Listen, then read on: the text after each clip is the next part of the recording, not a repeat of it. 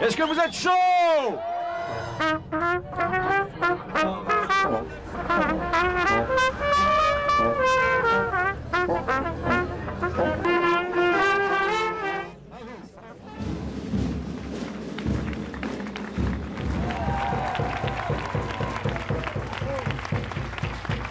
C'était magique, hein. On a été accueillis de manière bouleversante, quoi. On a les larmes aux yeux, vraiment, j'ai vu Pierre pleurer, Ouais. et je peux dire que... Ah ouais, j'ai pleuré comme... Lui, c'est pas facile de le faire chialer. Même eux, alors la fanfare, ils disent, putain, c'est fou, vous êtes comédien, vous venez de Paris et vous êtes sympa. On se dit, putain, les clichés quand même. Et nous, on leur dit, bah, putain, nous, on pensait que vous étiez tout embourrés. Et en fait, non. Non, mais en vrai, c'est que des clichés. Mais, et tu te dis, mais ça devient un événement, en fait, d'être accessible, d'être sympa et d'avoir du cœur et de s'intéresser à l'autre. Donc, ouais, les clichés, parfois, ils ont bon dos. En fait, c'est beaucoup plus simple que ça. Ouais. C'est juste de s'intéresser aux autres, d'avoir le temps de se parler. Alors, c'est l'histoire de Thibaut Desormeaux, que j'incarne, qui est un grand chef d'orchestre de renommée internationale, et qui, quand il découvre qu'il a un frère, Jimmy, découvre qu'il a été adopté, et qu'il a ce frère, il est tromboniste dans une fanfare du Nord, une harmonie. Donc, ils ont ce lien avec la musique.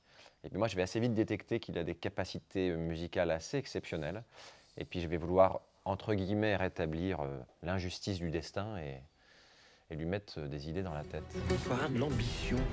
Tu sais quoi, putain, c'est même toi qui dirigeras l'école de musique. Moi, je dirais une école. Tu paries? Tu vois mes bulletins scolaires? C'était un tournage qui était joyeux. Là, ça s'est après assez vite, donc du coup, on a été saucés de le faire. T'es déjà allé en Italie? Non. Pourquoi? Les meilleurs là-bas. Ah ouais? Bah ici, elle est moins chère.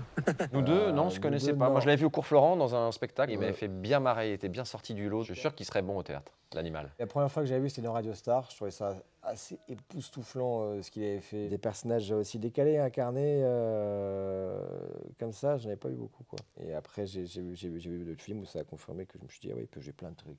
Il peut jouer plein de trucs. Oh là là.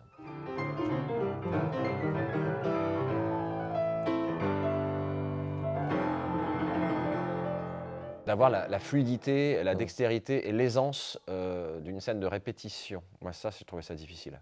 D'arrêter l'orchestre, de leur donner une indication, de reprendre tout en détente et tout en regardant là, de faire un clin d'œil, de passer à droite et de... En fait, de se sentir hyper naturel et à l'aise alors qu'en fait, c'est pas du tout mon métier. Ça, j'ai trouvé ça quand même assez dur.